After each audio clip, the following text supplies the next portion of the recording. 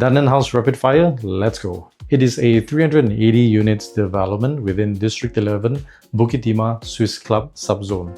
It's a 99-year leasehold and it is the first private residential development inside the new Bukit Timah Turf City. In the next 8 minutes, I will touch on the developer, the location, the unit mix, and why this launch matters. No fluff, let's move on. 3 things that makes this launch worth paying attention to. 1. It is the first non-landed residences at District 11 Swiss Club in 33 years. That's a generational gap. The last time something like this came to market, most of us were in primary school or not even born yet.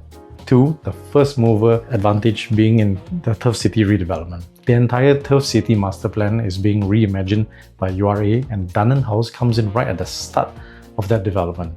3. It's possibly the tallest residential development between Yarwood Avenue and Stevens Road.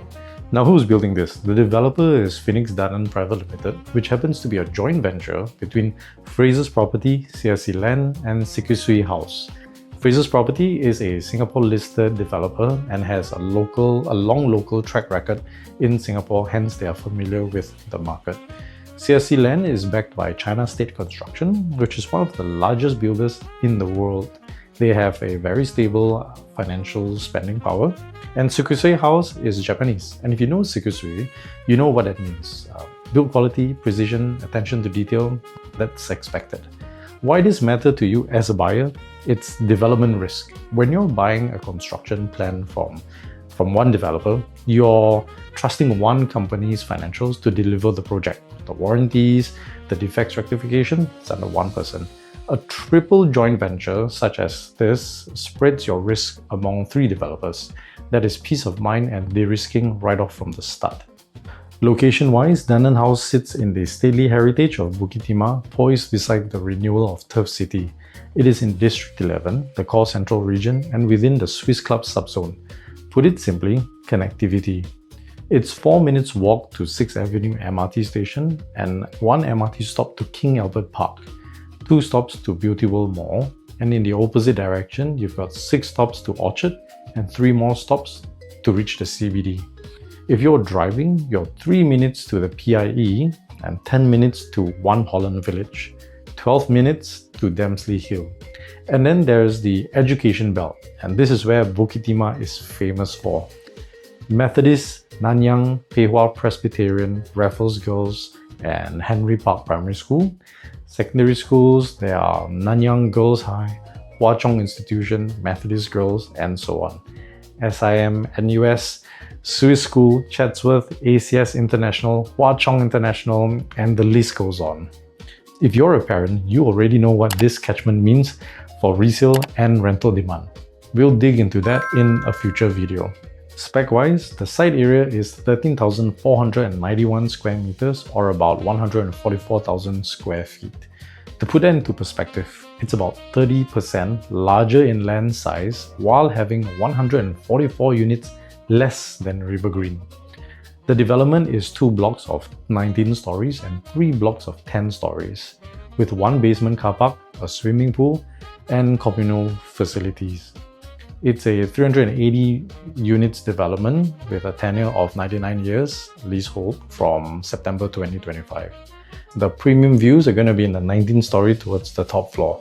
Now, that doesn't mean that the 10th story is going to have bad views because generally in the area, there's a lot of landed nearby. You're just not going to be that high, but you'll still probably enjoy unblocked views. If the view is important, this view stacks or its facing is going to be very essential for your pick. Unit mix-wise, Dunearn House is targeted towards families. 2-bedroom and 2-bedroom plus study comes in at 530 square feet to 680 square feet, with 170 units taking up 46% of the whole project. 3-bedroom and 3-bedroom plus study are between 870 square foot to 1010 square foot, with 96 units coming in at 25% of the whole project. Lastly, the 4-bedroom and the 4-bedroom plus study is starting at 1,180 square feet up to 1,380 square feet with 108 units in total, totaling to 29% of the whole development. That is the entire development, 100% of it. In my opinion, the 46% two beders means the developer is clearly aiming at investors and singles at the front of the ballot queue. However, two beders can still be suitable even for smaller families. It has a fair bit of investor units, but still we need to look at the floor plan and the layout to understand its implications better. The other half is for own stay. 25% are for three beders and 29% are four beders. It's a meaningful pool of owner-occupier units, which gives Dunearn House that price stability during market downturns. As for upcoming plans, Dunearn House is the first mover in the Turf City redevelopment. It's a 10-minute neighborhood with amenities at your doorstep. URA's plan for the area brings 15 to 20,000 new homes, new amenities in form of community spaces, new additional connectivity such as the Cross Island Line at Turf City MRT. Do expect to see Bukit Timah see a significant refresh. Being the first in means that you're entering before everything is priced in, but that's the pro. The cons to that is that when you're the first in, it also means that you're going to hear construction noise, you're going to experience roadworks and some uncertainty for the next several years during the construction phase. If it's a deal breaker, maybe, but we'll decide after my deeper analysis. But for now, know that being the first mover is a double-edged sword.